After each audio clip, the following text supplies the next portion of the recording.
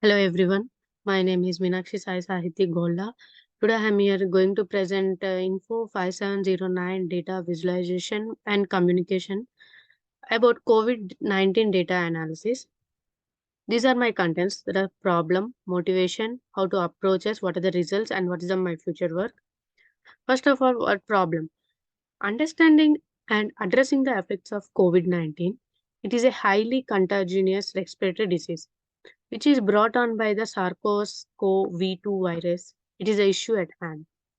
A pandemic that has afflicted millions of people and significantly increased morbidity and mortality, which has resulted from the virus globally spread.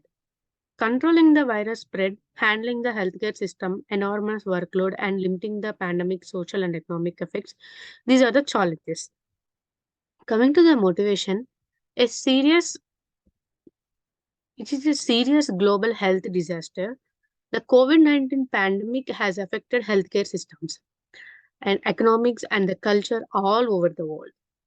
It is essential to comprehend the behavior, transmission patterns, and variable impacting the spread of the virus in order to put effective public health measures into the action. In order to save lives, safeguard vulnerable people, and discover measures to lessen the pandemic effects on society. It is urged that this issue be solved. The unique nature of the virus, the quick pace of transmission, the generation of variation, and the necessity of striking a balance between public health measures and socioeconomic considerations all make it challenging to find a solution to the COVID-19 challenges. Coming to the approach, there are the data gathering and pre-processing. The initial stage of the methodology was to gather pertinent data on COVID-19 cases and fatalities by race and ethnicity from the CDC. Data for a full year's worth of analysis was acquired for the months of April 2021 and April 2022. A variety of factors relevant to COVID-19 outcomes, including hospitalization, ICU administrations, facilities, and underlying medical problems, were included in the dataset, as well as categorical columns that represent diverse racial and ethnic groups. The data was cleaned, and any unnecessary columns or rows were removed prior to doing the study. Data cleaning, which includes addressing missing data and putting the data into format suitable for analysis, was performed using Power BI Desktop and Power Query Editor. Explanatory data analysis is an important step in the data analysis process. In this step, the data is visually investigated and descriptive statistics are produced to obtain insights and comprehend the distribution of the variables. The CDC data set was examined and several data variables were visualized using Power BI statistical graphics and visualization capabilities. To present the data in an understandable fashion, various kinds of charts, graphs, and tables were made. With the data from the preceding 3 years, the main objective of the study is to employ explanatory data analysis and data visualization techniques to pinpoint the pertinent variables impacting the differences in COVID-19 cases among various racial and ethnic groups. The CDC provided the data which concentrated on COVID-19 cases and facilities by race and ethnic. And here comes the result of hypothesis 1. The death rate of patients from all races is not different, which is the null hypothesis. And there is an alternative theory, that is the number of patients who passes away varies depending upon the patient race.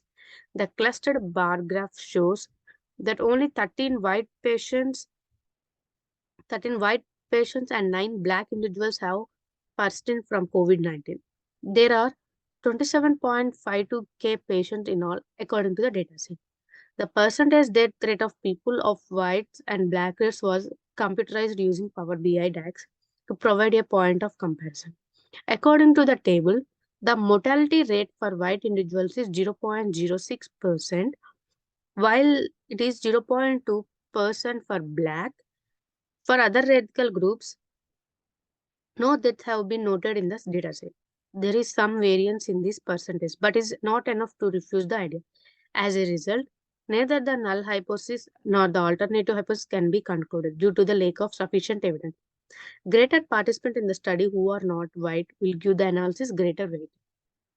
Coming to the result for hypothesis 2, there is no difference in the portion of COVID-19 patients admitted to the hospital by their race. The alternative theory, there is a difference in the proportion of COVID-19 patients which are hospitalized by race. Only 2019 white patients, followed by 606 black patients, 39 Asian, 7 Americans are American Indians or Alaska Natives, 41 multiple or other, and 8 Hawaiian or other public islanders are hospitalized with COVID-19, as can be seen from the below clustered bar chart. The total number of patients in the dataset is 27.52K. The percentage of the hospitalized white individuals is 9.03% compared to black individuals at 13.76%, Asian individuals at 10.60%, American Indian or Alaska Native Indians are 17.95%, and Hawaiian or Pacific Islanders are 16.33%. Due to small number of data samples from the variation can be shown, but it is not significant enough to refute the hypothesis. As a result, neither the null hypothesis or the net alternative hypothesis can be concluded due to the lack of sufficient evidence.